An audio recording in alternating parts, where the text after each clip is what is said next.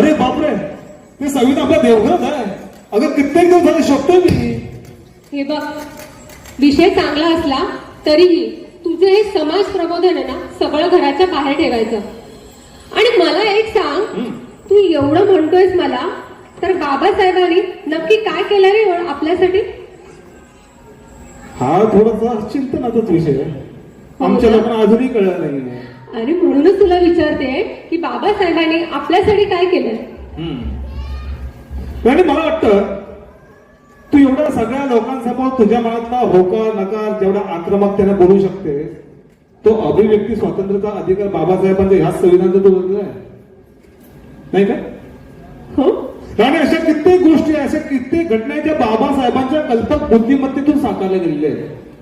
अगदी आजची रिझर्व्ह बँकेची संकल्पना घे, आणि मोठमोठ्या नद्यांना धरणं बांधून तो भाग कालव्यामार्फत